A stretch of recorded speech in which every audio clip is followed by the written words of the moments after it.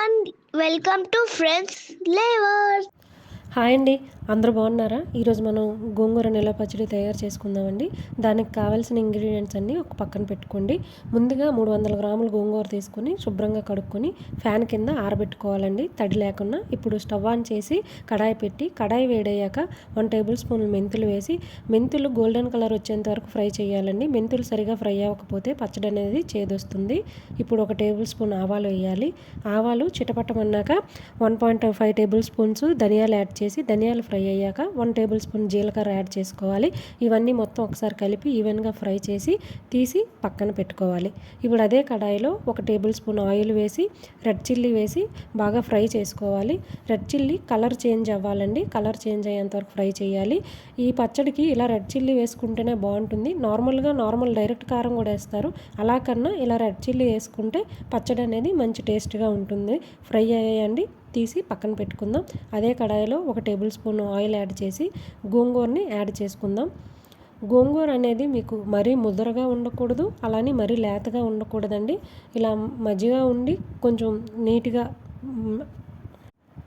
పాడవని ఆకులు తీసేయాలండి. In case పాడవని ఆకులు ఉంటే మాత్రం గోంగూర అనేది నిలవ ఉండదండి. ఈ పచ్చడికి, నిలవ పచ్చళ్ళకి పాడైన ఆకులు ఉంటే మాత్రం పచ్చళ్ళు పాడైపోతే ఫంగస్లా వచ్చేస్తుంది. గోంగూర అనేది మెత్తగా మగ్గాలండి. ఒకసారి ఇలా కలుపుకుంటూ మీడియం ఫ్లేమ్లో పెట్టుకుంటూ గోంగూరని మగ్గనిద్దాం. ఇప్పుడు ఒక చిన్న చింతబొట్ట యాడ్ చేసుకుందాం. దాని తర్వాత కొంచెం సాల్ట్ యాడ్ చేసుకోవాలి. తర్వాత కొంచెం పసుపు యాడ్ చేసుకోవాలి. ఇవన్నీ ఒకసారి కలిపేలాగా మొత్తం కలిసేలాగా కలుపుకొని గోంగూరని మగ్గనిద్దాం. గోంగూర ఆకుల్లో వాటర్ అనేది ఎవాపరేట్ అవ్వాలండి బాగా. ఏమైనా కొద్దిగా వాటర్ ఉండకపోతే మాత్రం పచ్చడి నిలవ ఉండదండి. గోంగూర ఇలా మీడియం ఫ్లేమ్లో పెట్టుకొని మగ్గించుకుందాం. గోంగూర మొత్తం బాగా మగ్గిన తర్వాత ఒక ప్లేట్లోకి తీసి పక్కన పెట్టుకోవాలండి. అదే కడాయిలో పోపుకి ఆయిల్ యాడ్ చేసుకుందాం. ఇక్కడ మేము పల్లీల నూనె వాడుతున్నాం. నిలవ పచ్చళ్ళకి పల్లీల నూనె అయితే బాగుంటుందండి. ఇక్కడ నేను 180 గ్రామ్స్ ఆయిల్ యాడ్ చేస్తున్నాను.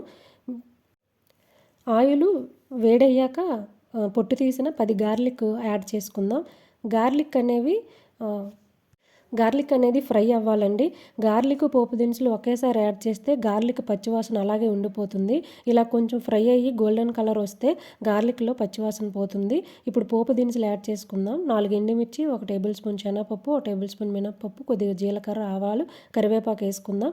కరివేపాకు బాగా ఫ్రై అయిన తర్వాత ఇంగువ యాడ్ చేసుకుందాం.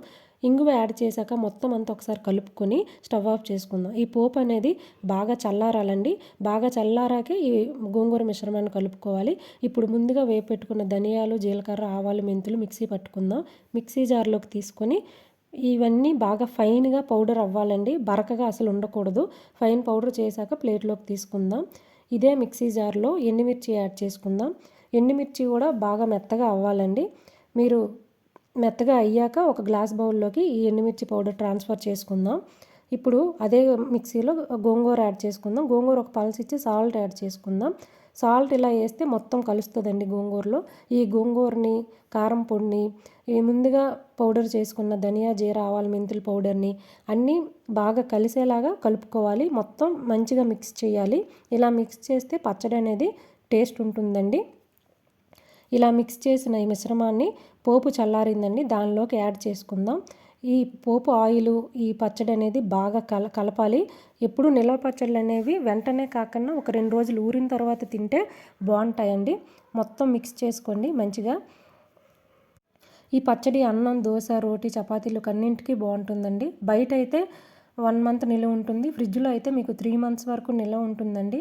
అంతే అండి, ఎంతో సింపుల్గా, ఈజీగా ఇంట్లో దొరికే వాటితోనే ఈ నిల్వ పచ్చడి ఈజీగా